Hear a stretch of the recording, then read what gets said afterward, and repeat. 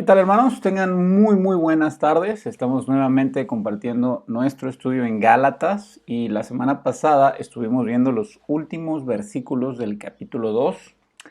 Sin embargo, me pareció que, no logramos exponerlo de manera clara y me parece que también pasamos de manera muy escueta, por así decirlo, un tema sumamente importante para la carta.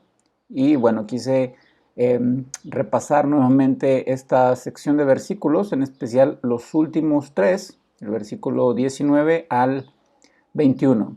Y vamos a empezar rápidamente y les voy a pedir que por favor me acompañen en una oración. Dios, te damos gracias por este tiempo. Te rogamos, Dios, que por favor uses esta carta a los Gálatas para poner nuestra justificación solo en ti, Señor, sobre la base de los méritos de Cristo y no sobre nuestras obras de obediencia.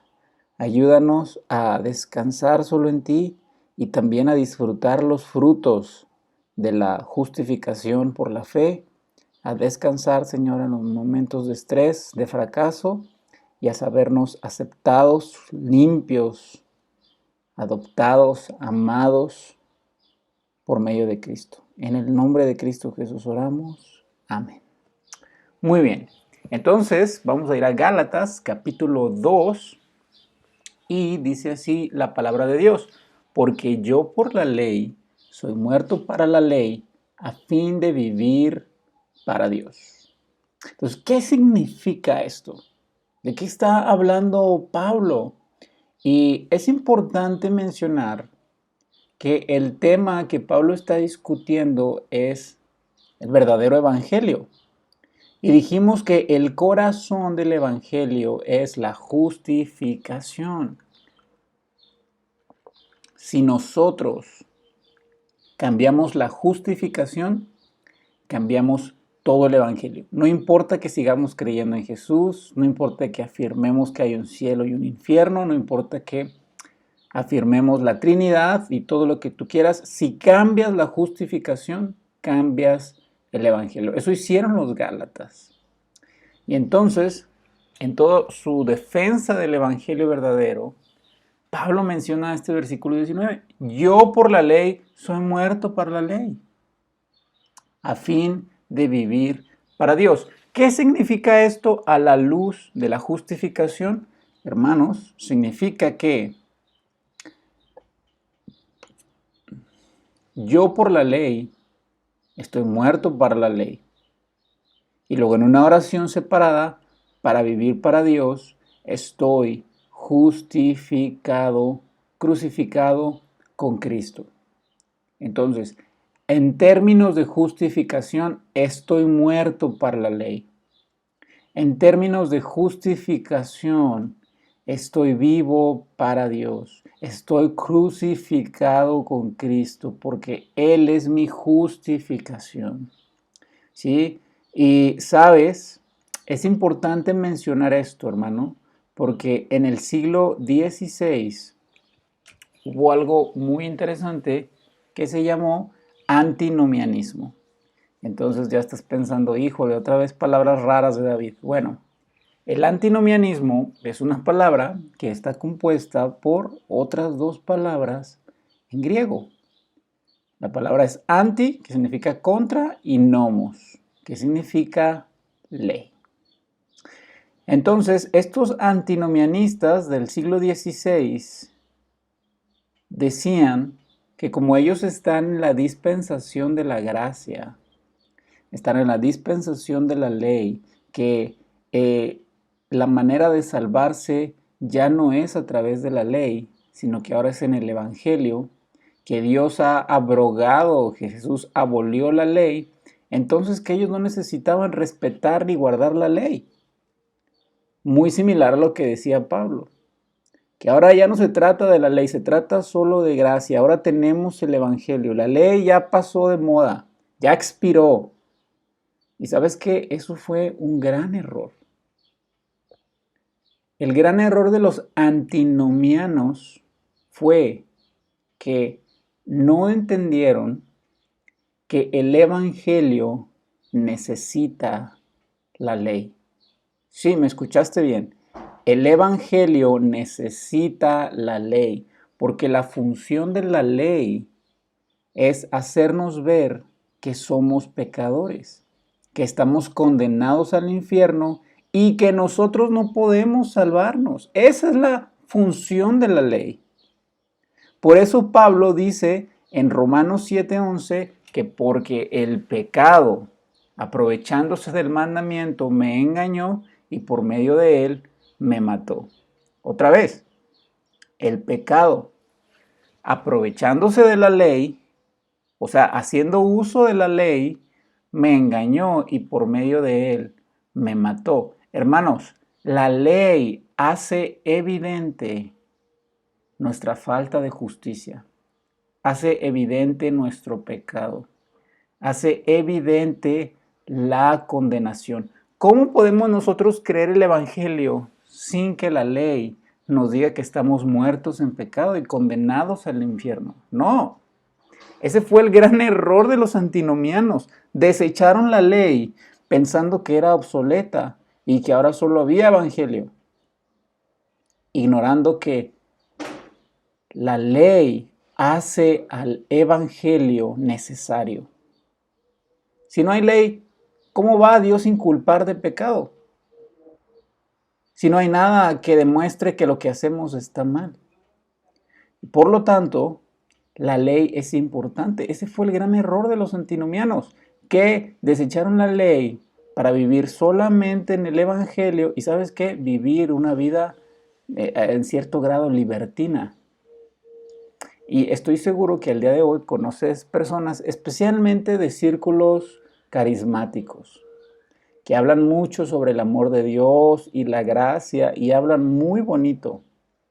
Ah, pero la ley, eso es para los fariseos, para los religiosos, es para la gente que está traumada y que son radicales, son extremistas, ¿no?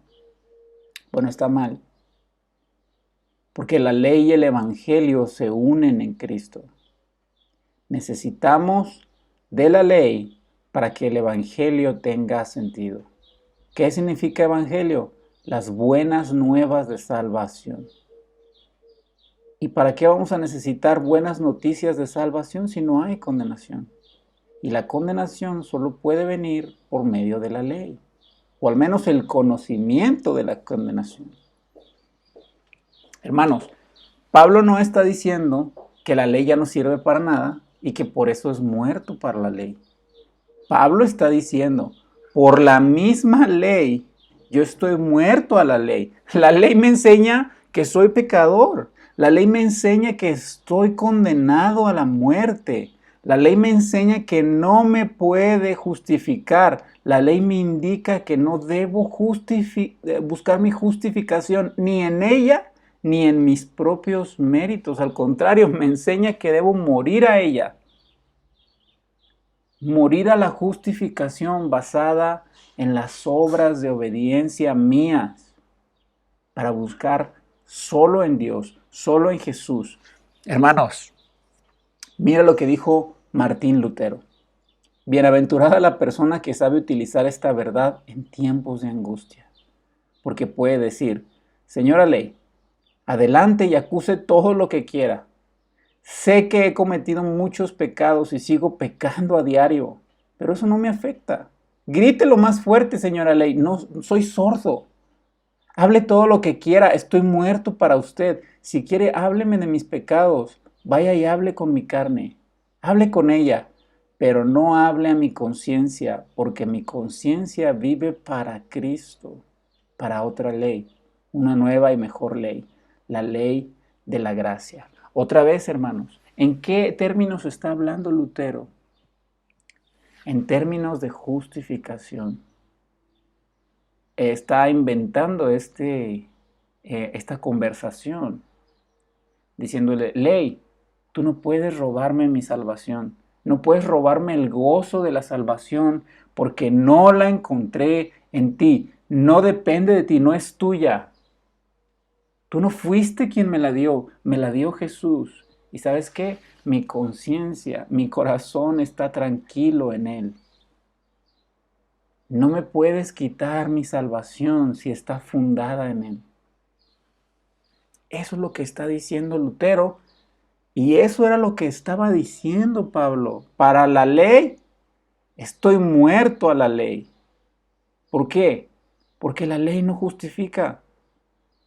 La ley no logrará justificarme. Al contrario, me enseña eso y me enseña que estoy condenado, me aterra. Y yo debo ir a aquel que sí me ofrece salvación. Hermanos, contrario al antinomianismo, encontrar la justificación en Cristo es el primer paso hacia la santidad. ¿Recuerdas cuál es el texto completo, el versículo 19? Yo por la ley estoy muerto a la ley a fin de vivir para Cristo. No dice estoy muerto a la ley a fin de vivir para mis deseos, para mi carne, no. Estoy muerto a la ley para vivir para Cristo. Mira, morí a la ley para vivir para Dios. ¿Por qué? Porque mientras viva buscando justificación en las obras de la ley, estoy muerto en mis pecados. No pueden ser lavados por mis obras. Mientras yo siga buscando mi justificación en mí mismo, estoy muerto para Dios. Mientras siga buscando mi justificación en mis buenas obras, estoy muerto para Dios. Estoy tratando de agradarlo con pecados. Estoy tratando de agradarlo con ofensas. Estoy tratando de encontrar vida en un cementerio, en una tumba. Estoy muerto espiritualmente porque la ley no da vida, la ley condena, la ley me hace evidente mi pecado y por lo tanto no puedo vivir para Dios porque ni siquiera tengo vida. No hay otra cosa en mí más que muerte espiritual y unas obras muertas basadas en mi propio mérito, llenas de pecado, llenas de imperfección. No puedo vivir para Dios y vivo para la ley. Para vivir para Dios debo morir a la ley y debo reconocer que lo que yo hago no es suficiente para salvarme. Necesito correr a los brazos de Cristo. No hay otro Salvador, no hay otro medio. La ley nunca puede justificar y salvar a un pecador. La ley solo puede acusarlo, aterrorizarlo y matarlo. Si quieres vivir para Dios, entierra la ley y encuentra la vida mediante la fe en Cristo Jesús. No hay otra manera. No hay otra manera. Y mira, Lutero nuevamente hace una especie de conversación ficticia exponiendo esta gran verdad.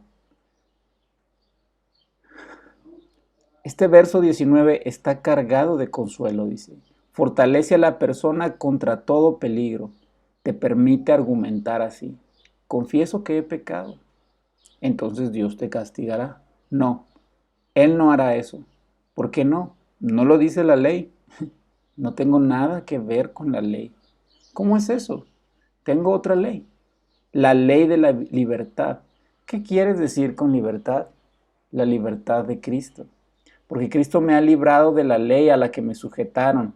Esa ley ahora está en la prisión misma, cautiva por gracia y libertad. ¿Entiendes el punto del versículo 19? Lo que está intentando decir Pablo, hermano, a los Gálatas, ustedes están volviendo a la esclavitud. Ustedes están volviendo a la esclavitud y están muriendo para Dios. En el mal sentido de la frase, porque quieren volver a las obras muertas de la ley. Quieren buscar la justificación en alguien, en algo que no puede justificarlos, que mata, que condena, que nada más evidencia precisamente nuestra incapacidad de justificarnos. Y Pablo dice, ya no tengo nada que ver con la ley. Estoy muerto para ella en términos de justificación. No voy a buscar mi justificación en mis buenas obras. para estar vivo para Dios. ¿Entiendes ese punto? Hermanos, el problema que había en Galacia es un problema común en todas las denominaciones eh, y bueno, en las religiones a nivel mundial. No importa cómo se llame el Dios al que adoran, la religión, la promesa de la vida eterna y cómo dibuja en el cielo, la salvación, la justificación siempre es por obras, siempre es por mérito propio. Algunas veces eh, es muy evidente, algunas veces es un poco más sutil, pero ¿sabes qué? Fuera del cristianismo verdadero, todas las religiones basan la justificación en las obras. Pues Pablo está diciendo, si yo buscara mi salvación, si yo buscara ser justificado por medio de las obras, estaría muerto para Dios. Pero porque hoy he muerto a la ley y he muerto a esa idea falsa de alcanzar justificación por medio de lo que hago, estoy vivo para el Señor. Mira, después va a reforzar ese punto en los siguientes versículos. Con Cristo estoy juntamente crucificado. Ya no vivo yo, mas vive Cristo en mí. Y lo que ahora vivo en la carne, lo vivo en la fe del Hijo de Dios, el cual me amó y se entregó a sí mismo por mí. No desecho la gracia de Dios, pues si por la ley fuese la justicia, entonces por demás murió Cristo. Hermanos, nosotros no podemos producir nuestra propia justicia. Pero incluso si pudiéramos producirla, haría eso que Jesús haya venido a morir en vano. Habría sido en vano la agonía que sufrió en el Getsemaní, la vida de perfecta obediencia que tuvo cuando estuvo aquí en la tierra. Hubiera sido en vano haber nacido en un pesebre, haber sido tentado por Satanás, haber sido humillado y desfigurado por los judaizantes. Esa sería la realidad. Pero ¿sabes qué? Nosotros no podemos alcanzar justicia por nosotros mismos, no podemos justificarnos delante de Dios. No podemos hacer nada para cambiar nuestra situación delante de Él. Era necesario que Él viniera a morir, que no había manera de cambiar ese punto, esa condición en la que nosotros estábamos. Imagínate pensar que nosotros, por medio de nuestro esfuerzo, podemos justificarnos delante de Dios. Es hacer vana la cruz de Cristo. Imagínate qué afrenta, qué ofensa a Dios, qué pecado tan grande pensar que podemos considerar en nuestro corazón que lo que Él hizo no sirve de nada. Fue en vano. Por eso Pablo está tan celosamente defendiendo la cruz y el evangelio y el corazón del evangelio, la justificación, porque sabe que aceptar que se debe guardar la ley, que se debe judaizar, que la circuncisión salva, es hacer vano el evangelio de Cristo.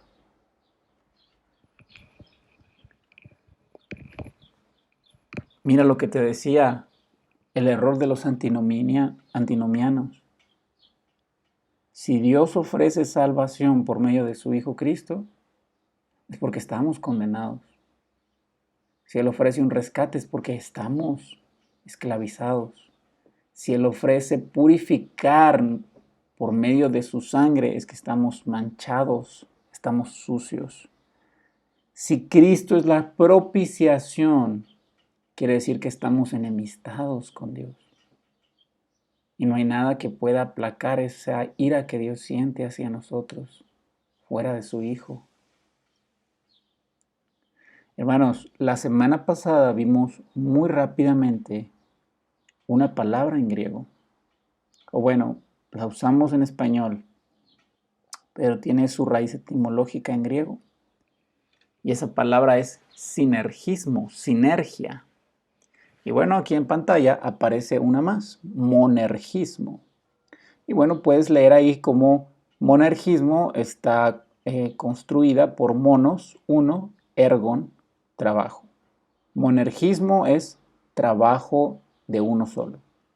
Sinergismo es trabajo en conjunto. Bueno, respecto a la justificación en nuestras almas, ¿es trabajo de uno o de conjunto? ¿Nuestra justificación es monergista o sinergista? Hermanos, solo es de uno. Solo uno puede lograr nuestra justificación, porque aquel que justifica se lleva la gloria y Dios no compartirá su gloria con nadie, sino consigo mismo. La justificación es el corazón del Evangelio. Tú cambias la justificación, cambias todo el Evangelio. Si tú compartes la justificación de tu alma con Cristo, cambias el Evangelio. Ese ya no es el Evangelio de Jesús, es otra cosa. Porque en el Evangelio de Cristo, solo Cristo justifica. Porque si por las obras de la ley pudiéramos justificarnos delante de Dios, entonces haríamos vana su cruz, su obra. La justificación no puede ser un trabajo en conjunto. No puede ser sinergista. No. La salvación es una obra de uno solo. Es monergista. Es únicamente lo que Dios hizo en la cruz.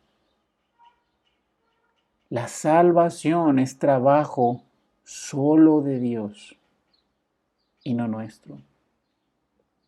Y a lo largo de la historia de la iglesia han aparecido corrientes teológicas, doctrinales, que apoyan el sinergismo. Y muchas veces dicen, bueno, es que Dios sí envió a su Hijo, murió por los pecados de todos, y entonces la diferencia la hace que unos creen y que otros no creen. Que unos se arrepienten y que otros no se arrepienten. Dios la ofrece para todos, pero no todos la aceptan. Por eso es una sinergia, porque Cristo hace el trabajo y nosotros lo invitamos a nuestro corazón para completar ese trabajo. No, hermanos, esa es una vil herejía. Cuando Jesús estaba muriendo en la cruz, Él dijo, consumado es. ¿Y a qué se refería Jesús cuando dijo consumado es? Se refería al pago del precio. Y sabes, nuestra fe no es lo que hace la diferencia entre quien se salva y quien no se salva, porque Cristo también murió por nuestra incredulidad. La diferencia no la hace nuestra fe, la diferencia la hace su elección. Hermanos, Él nos elige y decide poner fe en nuestros corazones. Y después de poner fe, después de darnos vida cuando estábamos muertos en nuestros delitos y pecados, Él nos hace arrepentirnos y amarlo y seguirlo y entregar constantemente nuestras vidas a Él. Y si nosotros perseveramos en la fe y seguimos en el camino y no nos rendimos, es su obra. Es su obra y es bastante evidente que es su obra porque si tú tienes varios años en el cristianismo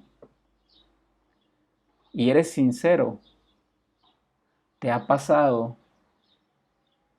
que has querido dejar el camino, el evangelio, que has querido tirar la toalla, que has querido abandonar el barco, darle la espalda al Señor.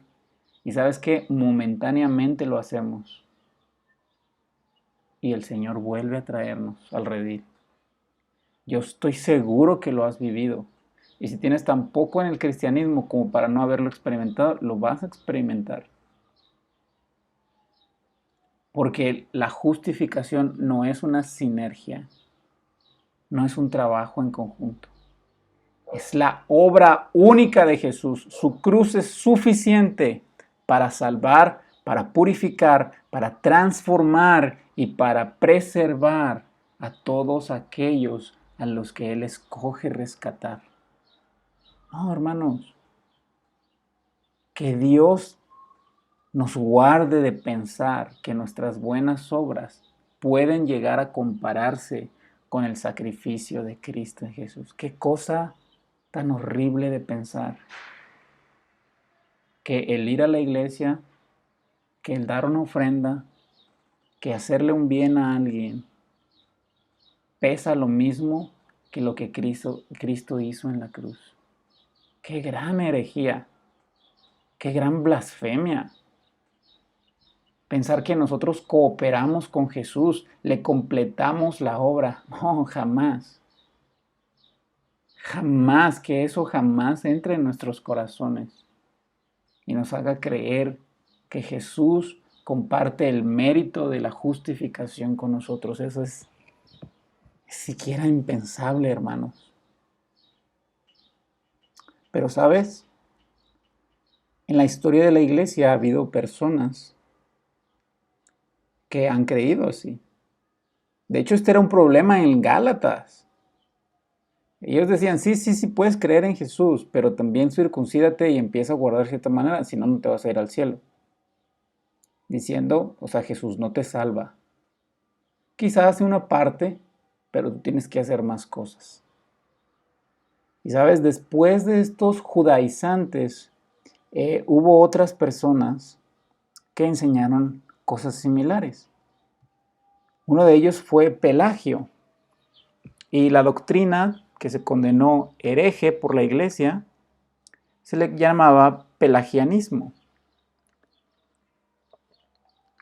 Y este monje del siglo XVI, pues precisamente negó el pecado original. Él negaba que nosotros nacemos muertos en nuestros delitos y pecados. Él negaba que porque Adán pecó, todos caímos en pecado, aunque es muy claro en las escrituras. Bueno, por alguna razón esta persona lo negaba, y ¿sabes algo? Su doctrina fue bastante aceptada, tuvo mucho auge. Él decía, la gente nace libre de culpa, y por lo tanto la gracia no tenía ningún papel en la salvación. O sea, como tú no naces muerto en tus delitos y pecado, como tú naces sin pecado, pues es tu decisión si pecas o no. Dios no interviene en absoluto. Tú eres bueno, simplemente tú decides amar a Dios o amar este mundo. Jesús solo vino a morir para ponernos un buen ejemplo. No vino a morir por nuestros pecados. La decisión final es tuya. Ese es el pelagianismo. Decir que el hombre no es bueno. Negar lo que dice Romanos 1, que nadie busca a Dios, que Dios entregó a los hombres que decidieron no honrarlo a pesar de conocerlo, a la concupiscencia de sus pasiones y a una mente depravada. Bueno, el pelagianismo negaba todo eso. Y sabes, al día de hoy hay iglesias, o bueno, no lo podemos llamar iglesias, pero hay grupos religiosos que son pelagianistas, que dicen, no, el hombre es bueno, nada más necesita un poquito de motivación. Pero la Biblia nos enseña que no, que el hombre es malo, que el corazón es sumamente perverso y está sumido en la esclavitud, al pecado, y que es necesario que Dios le dé vida. Y mira, Pelagio tuvo un amigo, un compadre llamado Celestio, y estos son algunos puntos que creía Celestio. Aun si Adán no hubiera pecado, habría muerto. El pecado de Adán lo perjudicó solo a él, no a la humanidad entera. Los niños recién nacidos se encuentran en el mismo estado que Adán antes de la caída. La humanidad entera ni murió a través del pecado o de la muerte de Adán, ni resucitó a través de la resurrección de Cristo. La ley mosaica es tan buen guía para el cielo como el Evangelio, y antes de la venida de Cristo hubo hombres que se mantuvieron sin pecado. Espero que tú no estés de acuerdo con ninguna de las cosas que cree Celestio. Hermanos, Adán no hubiera muerto si no hubiera pecado. Porque el pecado entró en el universo, entró la muerte también. Y la Biblia también es muy clara en decir que porque Adán pecó, entró el pecado en todos los seres humanos, porque Adán era la cabeza federal de la humanidad. Los niños recién nacidos, ¿no dice el mismo rey David? Señor, en pecado me concibió mi madre, mis entrañas fueron formadas en el interior, y ya era yo pecador. En maldad fui creado, Señor. ¿No lo dice David tan claramente? La humanidad cayó en Adán, hermanos. Y nosotros somos prueba muy evidente de eso. Y mira, la ley mosaica es tan buena guía para el cielo como el Evangelio. Pablo mismo está diciendo, estoy muerto a la ley para vivir para Dios. No es cierto, no me puede justificar. Pero ¿sabes qué? Hay personas que creen como Celestio, incluso personas que van a una iglesia cristiana. Hermanos, el hombre es malo. El hombre no puede cooperar para su salvación. Si pudiera hacer algo para salvarse, ¿sabes qué? La muerte de Cristo hubiera sido en vano. Pero bueno, en la historia de la iglesia, esto sucedió en el siglo XVI, hay muchos más casos como este. Y quizá uno más fuerte que el pelagianismo y Celestio, que era compadre de Pelagio, pues es el arminianismo. Y el arminianismo incluso sistematizó su doctrina. Y existe lo que se llama como los 5 puntos del arminianismo. Y bueno, Arminio, que era este monje ya del siglo XVI, siglo XV, XVI, más bien del siglo XV, sostenía el libre albedrío. ¿Y sabes qué decía él? Que el hombre tiene la última palabra. Las personas no se salvan según la elección de Dios, se salvan según la elección de ellos mismos.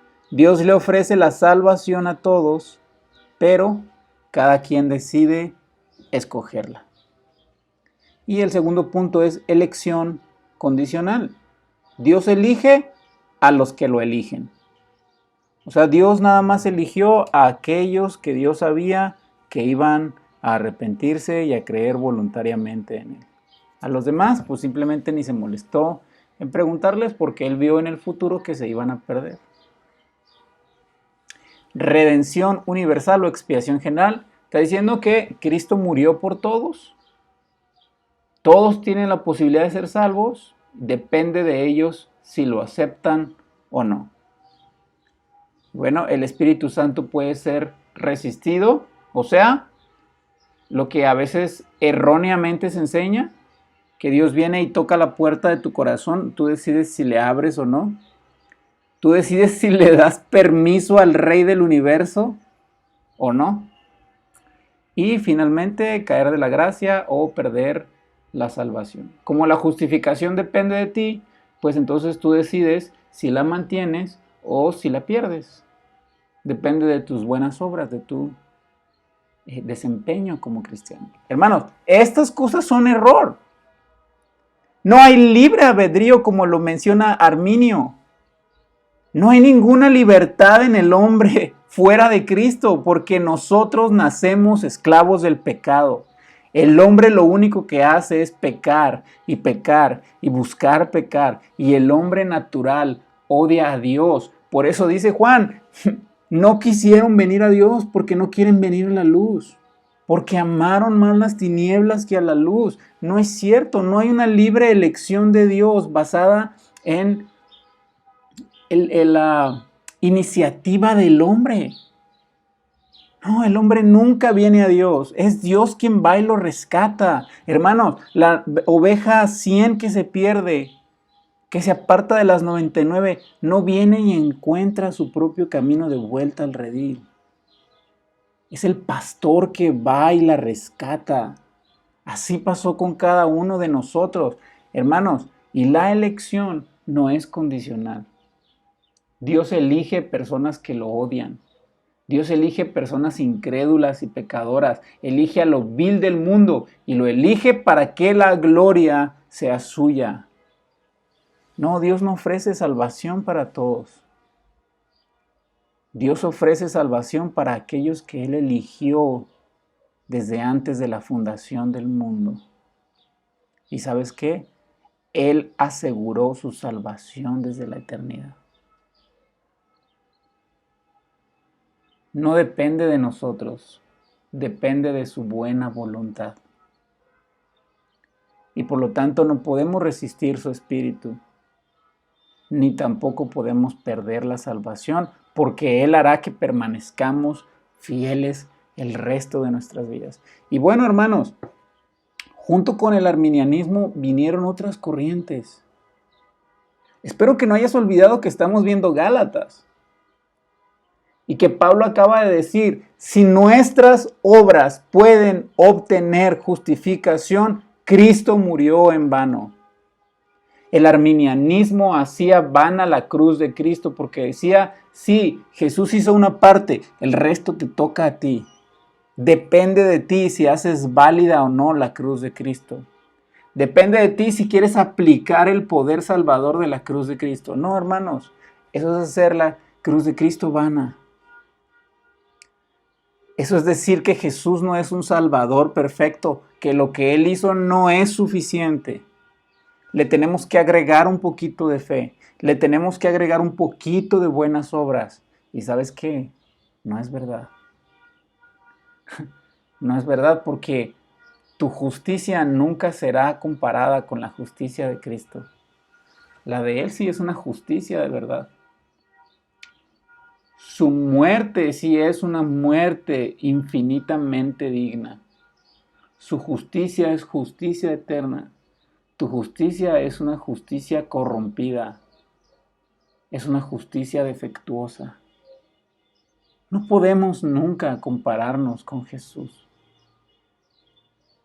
No podemos cooperarle para la salvación. No pensemos eso jamás. Después del arminianismo vino el semipelagianismo y con esto llegaron los padres del desierto, el ascetismo, el misticismo. Bueno, estas cosas no son después del arminianismo. El arminianismo fue en el siglo XVI, XV más o menos, y bueno, hacia adelante el XVI. Estas cosas que vemos en pantalla son más de la era medieval y de la era temprana de la iglesia, así que están entre el siglo VI hasta el siglo XII, XIII. Y bueno, el semipelagianismo, como dijimos, Pelagio decía, el hombre no tiene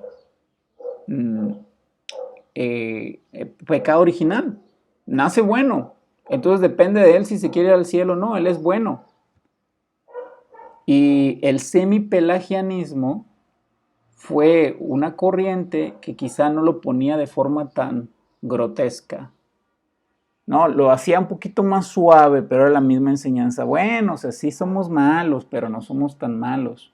O sea, sí es cierto que la Biblia dice que estamos muertos en pecado, pero no estamos literalmente muertos espiritualmente. Más bien es como si estuviéramos enfermos. Y lo único que tenemos que hacer es tomarnos la medicina. Entonces empezaron a cambiar un poquito la doctrina en el sentido de hacerla más suave. No, bueno, es que Dios es un caballero, sí le tenemos que pedir dejar entrar a nuestro corazón, no porque Él no pueda, sino que Él no quiere forzarnos. Bueno, pero ¿sabes qué? Al final, en última instancia, el semipelagianismo seguía sosteniendo lo mismo, que lo que hizo Cristo en la cruz no es suficiente. Tenemos que darle permiso, tenemos que tener fe, tenemos que aceptarlo, tenemos que agregarle cosas. Y bueno, en la actualidad, hermanos, hay muchas religiones y denominaciones cristianas que tristemente son semipelagianas. Y eso es grave porque hacen vana la cruz de Cristo. Todas estas denominaciones carismáticas de los pentecostales, ellos creen en la salvación por obras. Ellos creen que no están muertos espiritualmente sin Cristo, que están así como te decía, como enfermos, que nada más necesitan un empujoncito, una pequeña motivación y después ellos viven la vida cristiana y obtienen salvación por medio de sus obras. Ellos creen que la salvación se pierde si dejan de ir a la iglesia, si van a un baile, si van a la borrachera. Ellos atribuyen la perseverancia y la preservación de sus almas a su propio desempeño y no a la obra de Cristo. Son semipelagianos. ¿Sabes? Los mormones son semipelagianos y son arminianos también. Creen que el hombre no es tan malo. Y creen que por las buenas obras que ellos eligen voluntariamente hacer, se van al cielo. Sí, si Cristo vino a morir en la cruz, te van a decir los católicos. Sí, sí tenemos fe en Jesús, Él es nuestro Salvador, pero también tengo que portarme bien. Y hermanos, los padres del desierto, estos hombres de la era medieval, eran personas ascetas, así como lo puedes ver en la parte de abajo, ascetismo. Los ascetas eran personas que creían que podían excluirse del mundo y alcanzar un nivel de relación con Dios superior. ¿Te acuerdas cuando Jesús oró y dijo, Señor, no ruego que los quites del mundo? Pues los ascetas hicieron justamente eso. Se apartaron del mundo porque lo creían que era muy malo y entonces viviendo una vida de rigurosa disciplina y de flagelar su cuerpo, podían alcanzar la salvación y una relación más santa con Dios. Arminianismo, semipelagianismo. No soy tan malo. Solo necesito una ayudadita de mis propias buenas obras y puedo justificarme a mí mismo. Y bueno, esto dio paso a otras cosas como el misticismo cristiano, ¿sí? Donde estas personas se creen que por sus buenas obras, por su obediencia, alcanzan otros niveles de santidad y entonces se olvidan de Dios. Dios ya no tiene el mérito. La gloria y la honra ya no es para Dios, es para ellos y para sus buenas obras. Hermanos, incluso hasta el día de hoy, muchas denominaciones, incluso vamos a encontrar gente en la iglesia que va a creer esto, que es fe, sin salvación por fe, más algo más obras, más ir a la iglesia, más ofrendar, más dejar de tomar, más portarse bien. Recuerda lo que estábamos diciendo del versículo 19. Yo estoy muerto para la ley en términos de justificación. Sí, ya no voy a tomar, ya no voy a ser adúltero, ya no voy a maldecir, ya no voy a robar, pero no para justificarme, sino porque ya fui justificado, sino porque ya morí para mí mismo, sino porque estoy crucificado con Cristo, que es muy diferente. Hermanos, en la Reforma Protestante hubo algo llamado las 5 solas. Y sabes, las 5 solas fueron un resumen de la Reforma Protestante. Y una de esas 5 solas fue sola fide. Salvación sola fide. ¿Qué quiere decir? Solamente por la fe. Entonces, En ese tiempo estaba en apogeo el arminianismo, el semipelagianismo, los escolásticos que eran ascetas, muchos de ellos, donde atribuían a sus méritos personales, a las obras de la ley, su salvación. Los reformadores defendieron el Evangelio como Pablo. Dijeron, no, la salvación es solamente por la fe. Porque los otros sí creían que la salvación era por la fe, pero no solamente por la fe. Y es justo el mensaje de Pablo en Gálatas, es solo por la fe. Porque si nosotros descansamos la justificación, la salvación en algo más que solo la fe, hacemos vana la cruz de Cristo. La justificación es monergista. Monos, uno, ergos, trabajo, ergon. No es una sinergia. Nosotros no hacemos equipo con Jesús para salvar nuestras almas. No podemos. Pensar que podemos es hacer vana la cruz de Jesús. No hay sinergia. Es solo un pecador muerto en pecado y un perfecto Salvador que nos da vida, nos concede arrepentirnos y creer en Él y nos preserva en el camino hasta el día de nuestra muerte y nos tendrá con Él por la eternidad, por su puro mérito y no el nuestro. Atribuir la justificación, ya sea completamente o parcialmente, es hacer vana la cruz de Cristo. Que Dios nos guarde de hacer tal maldad, hermanos. Solo para Dios la gloria. Solo en Él nos justificamos y qué gozo saber que aun cuando pecamos, estamos recubiertos de Cristo y Él es nuestra justicia.